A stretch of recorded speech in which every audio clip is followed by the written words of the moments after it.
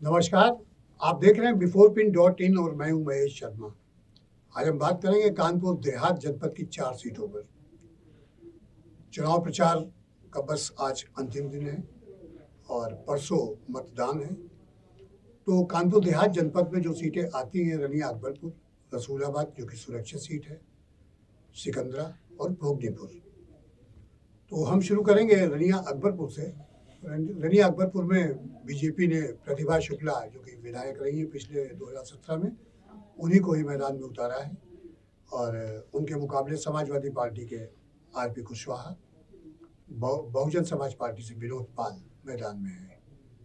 यहाँ पर 14 फरवरी से पहले कानपुर जनपद की ये सभी चारों सीटों में बीजेपी में कोई बहुत चुस्ती एज सच नहीं दिखाई दे रही थी, लेकिन 14 फरवरी को जब नरेंद्र मोदी जी अकबरपुर डिग्री कॉलेज के निकट एक रैली को संबोधित कर रहे थे, उसके बाद माहौल बनता सा दिखा। आज की पोजीशन ये है कि बीजेपी लड़ाई में तो वैसे पहले भी थी, लेकिन जो एक दिखता है सरफेस पे चुनाव, तो वो स्थिति पहले नहीं दिख रही थी। तो अब एक उत्साह बीजेपी के कार्यकर्ताओं में, नेताओं में, जो आपसी गुटबाजी और ये सब होती है, वो सब लगभग समाप्त प्राय है। योगी आदित्यनाथ का भी एक दौरा वहाँ लग चुका है और सांसद देवेंद्र सिंह भोले भी सक्रिय हैं। तो ऐसे में ये है कि बीजेपी के पक्ष में माहौल दिख रहा है और बीजेपी सभी सीटों पे सीधी लड़ाई में है। ये नहीं कहा जा सकता कि कौन सी सीट जीतेगी, कौन सी सीट हार जाएगी, लेकिन सीधी लड़ाई में है। यानी कि सीधी लड़ाई में रिजल्ट कुछ भी हो सकता है, लेकिन बीजेपी बढ़त लेने की स्थिति में दिख रही है। दूसरी पार्टियां भी कोशिश कर रही हैं। अब ये तो 10 तारीख को ही पता चलेगा कि किसके खाते में कौन सी सीट गई। तो लेकिन फिलहाल चुनाव काफ़ी रोचक है। तो रनिया अकबरपुर में भाजपा की प्रतिभा शुक्ला और समाजवादी पार्टी के आरपी कुशवाहा और बहुजन समाज पार्टी के विनोद पाल के बीच लड़ाई है। लेकिन बीजेपी, क्षमा कीजिएगा, बीएसपी का चुनाव इतना उठता हुआ नहीं दिख रहा है। इस वजह से ये कहा जा रहा है वहाँ पर कि लड़ाई सीधे सीधे भाजपा और सपा के बीच में है। अब आइए बात करते हैं रसूलाबाद सुरक्षित की। तो यहाँ पर बीजेपी ने अपना प्रत्याशी बदल दिया था। निर्मला शंखवार विधायक थी, उनकी जगह पूनम शंखवार को लड़ाया है।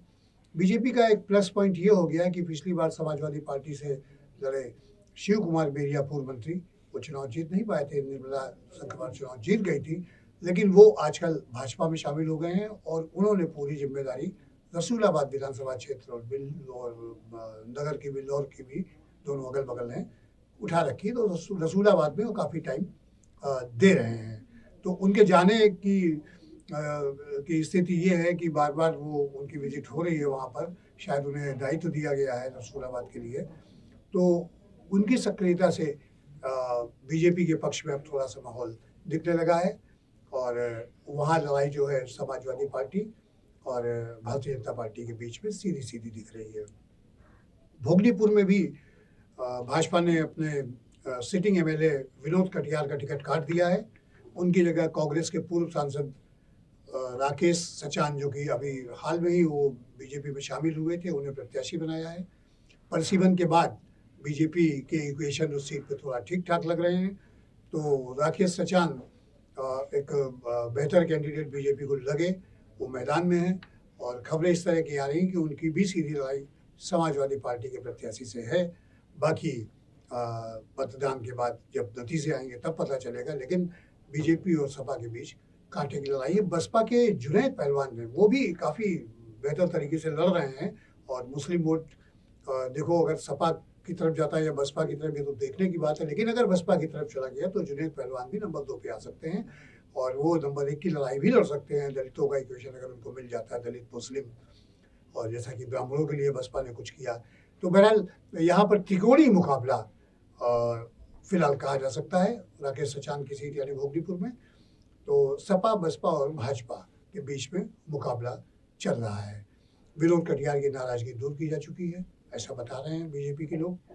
सिकंदरा में ऐसा लग रहा था शुरू में कि सिकंदरा बहुत कमज़ोर सीट साबित होने जा रही है और अजीत पाल बदले भी जा सकते हैं, ऐसी रिपोर्ट्स थी। लेकिन पार्टी ने अजीत पाल पर ही विश्वास जमाते हुए उन्हें आगे बढ़ाया और उन्हें मैदान में उतारा।